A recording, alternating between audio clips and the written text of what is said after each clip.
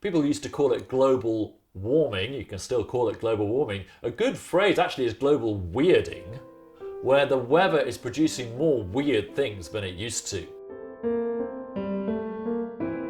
My name is Ben Richards. I am a paleoclimatologist, means I've looked at past climates and these days communicate quite a lot about the climate situations we are in and that we are facing.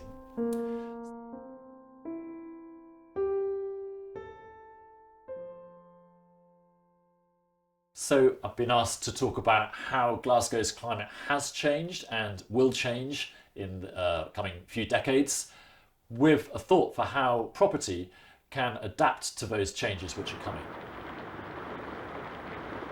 Essentially, Scotland is getting wetter, particularly winter rainfall has increased a lot. So for example, from 1961 in Western Scotland, the winter rainfall has gone up by 45%. A warmer atmosphere can hold more moisture, and it's about 7% more per degree of warming. But it will only do that if it's able to pick it up. With the Atlantic at record temperatures at the moment, it can evaporate much more moisture and bring it to Scotland. And in fact, out of the whole of the UK, Scotland has the highest increase in potential rain for every degree centigrade of increase. So how does that impact our neighbourhoods? You will more often have rainfall which overwhelms the local drainage system. Happened in some parts of Glasgow where you had some flooding, and it was because the old sewage system was not ready to cope with that intensity of rainfall. But the intensity is increasing, already has, and it will continue to increase. And in the United Kingdom, we are very subject to where the jet stream goes. And the jet stream used to be relatively stable. Now it has enormous loops across the Northern Hemisphere, which block storm systems and which push storm systems either further south or further north.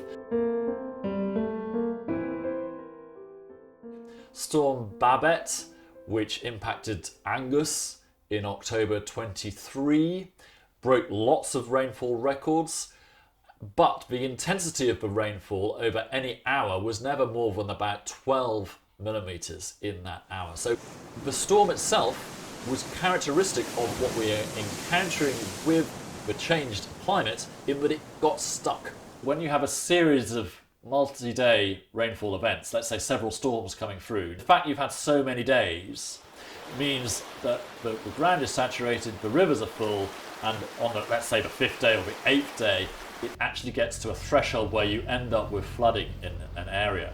So as we move into a climate where more and more rain falls, the more the water table will rise. This happens much more often with the weather systems we are currently encountering in our sort of new climate compared to, say, 30 years ago. It is projected that with a high emissions scenario, so that's actually the scenario we are on globally, a rainfall event that was perhaps once per year will be about 7 times per year on average by 2070.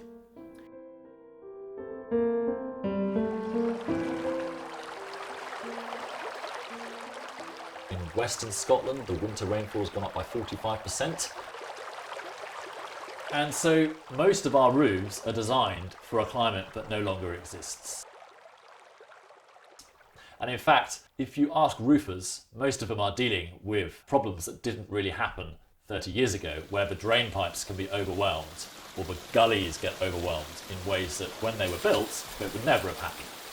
There are steps you can take, particularly if you're doing renovations anyway, to increase the capacity of your gutters. Generally, increasing the number of downpipes and increasing the capacity of the gutters is a sensible and relatively cheap adaptation step.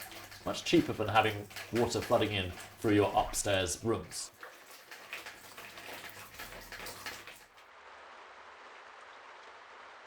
So when you have these extreme rainfall events, if you are living towards the bottom of a street and you might have water flooding down the streets, a lot of people imagine that's what's going to affect their property, and it might. But because a lot of the damage can come from water backing up in the sewers and up into your toilet, you can fit a non-return valve in the soil pipe, and it prevents the sewage coming back up into your property. And if you haven't managed to fit one, then at least put a mop down the toilet or something which expands like a nappy, and it might manage to block this from coming back up. These are emergency measures. There are other steps you can take if you move things upstairs the day before. If you put your table legs into wellies so that that inch or two of rain, of flood, doesn't actually destroy your table. If when you're doing a renovation you can move the sockets much higher up the wall. This is the difference between being out of your property for a few months and being out of it for maybe for 2 years. There's a concept of sponge cities, making the city more sponge-like to absorb more moisture, so that instead of heavy rainfall flowing off the hard surfaces, more of it can soak into the ground, and you can encourage the rain to stay there longer and infiltrate more slowly into the water table and ultimately down to the river. So you can also encourage trees which absorb a lot of rainfall, gravel rather than paving stones. We should be allowing rainfall to be absorbed where it falls. When you have an atmosphere with more carbon dioxide and other greenhouse gases in it, it's like having a blanket. So another major impact with climate change is warmer temperatures. And really they are hotter temperatures. A heat wave, which may happen at the moment every 5 years, is projected by 2050 to happen every other year. So what would you expect in that kind of heat wave? 25 degrees or more for 3 days has big impacts for people with underlying health conditions. And particularly, even if you're relatively healthy, an older person and young children, it's worth taking steps to reduce how much sun comes into your property. Drawing curtains, if you can put external blinds on them in a renovation, that will help. Limiting the rise in the internal temperatures.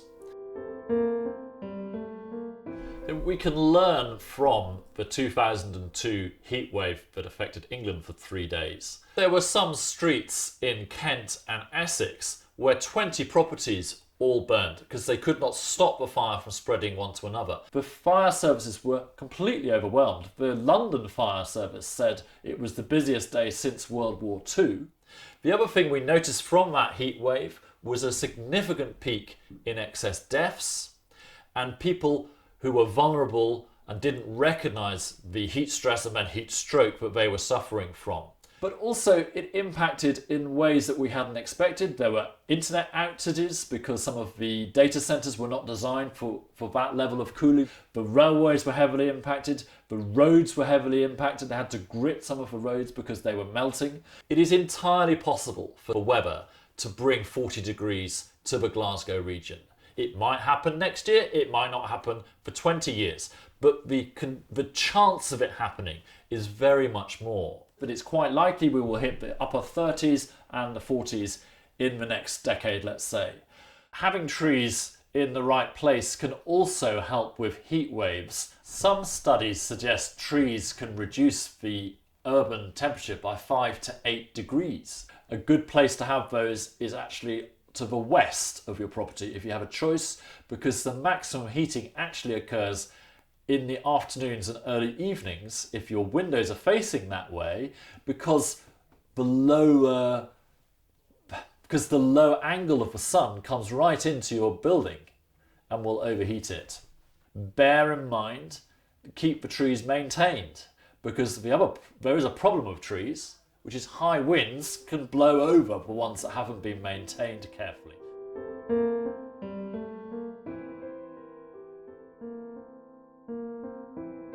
There are likely to be more storms that have the very intense wind events within them. Often these are called sting jets.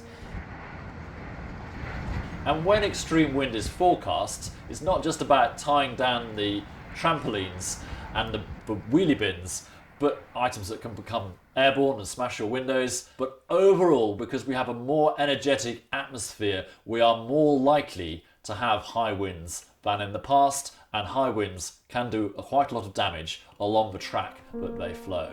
So, because of the variability that we have in the Western Scotland climatic situation, nobody can tell you if in 3 months' time we might not have such heavy rain that it will overwhelm many of our streets, Or it might not happen for 3 or 4 or 5, maybe even 10 years before we have a totally record-breaking rainfall event.